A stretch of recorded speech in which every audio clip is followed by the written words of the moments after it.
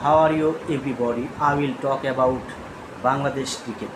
Bangladesh cricket team. গত ম্যাচে তারা they played fantastic game, but এই টেস্ট ম্যাচে they does not play good game. তারা ভালো খেলতে পারে নাই। যখনই যে জিনিসটা খারাপ আপনাকে মেনে নিতে হবে আপনার প্ল্যান খারাপ। তো বাংলাদেশের প্ল্যান ভালো ছিল না, হয়তো বা প্ল্যান যেটা করছে সেটা এক্সিকিউটিভ করতে পারে না। তবে আমি খেলা যতটুকু দেখলাম, আমার কাছে যেটা মনে হয়েছে বাংলাদেশের প্লেয়ারদের নিবেদনের খুব অভাব ছিল। তারা ভালো ক্রিকেট খেলতে পারে না। আমি তো আগে বেশ কয়েকটা ভিডিওতে বলছি যে বাংলাদেশে যারা ভালো ব্যাটসম্যান তাদের স্কিল ডেভেলপ করা দরকার। শুধু কোচের আশায় বসে থাকলে হবে না। এখন ইউটিউব চ্যানেল বড় বড় অনেক ক্রিকেটার আছে, তারা নিজেরাও তাদের ভিডিওতে ভালো কীভাবে ব্যাটিং করার যে টিপস দেয়। তবে পার্সোনালাইজভাবে ক্রিকেটাররা নিজেদের উন্নতি করতে হবে, স্কিল ডেভেলপ করতে হবে। আপনাকে ভালো ক্রিকেট খেলতে হলে, ভালো ব্যাটিং করতে হলে ভালো স্কিল ডেভেলপ করতে হবে ব্যাটসম্যানদের। তো বাংলাদেশের বলাররা they did fantastic job, they are playing good cricket. বলাররা খুব ভালো বল করতেছে।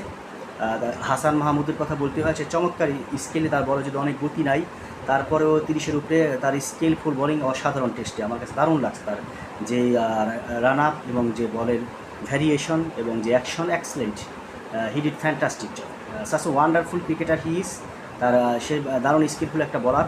অন্যান্য ফাস্ট বলাররাও খারাপ না, তারাও ভালো করতেছে। তবে বাংলাদেশের ব্যাটসম্যানদের দায়িত্ব নিয়ে ক্রিকেট খেলা উচিত।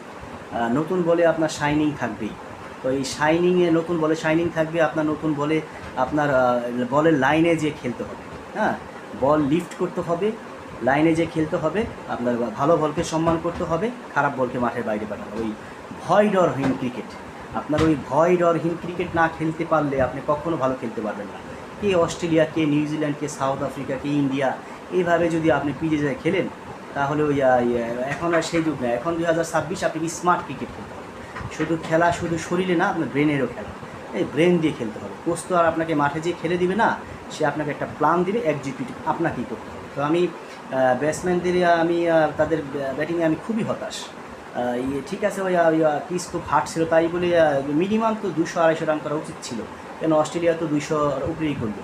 ভালো খেলতে পারে নাই ব্যাটসম্যানরা, তাদের নিবেদনের অভাব ছিল। দায়িত্ব নিতে হবে।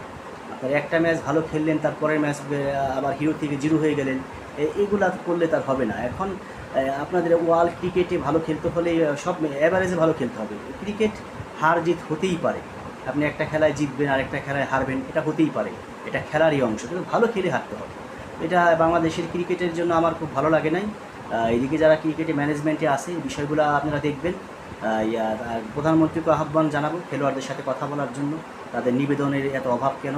তারা তো ঠিকমতো বেতন পায়, তাদের দায়িত্ব নিয়ে খেলতে হবে। এদিকে তো আপনাকে কেউ মারবেও না, কাটবে না, তাহলে এত কিসের অভাব?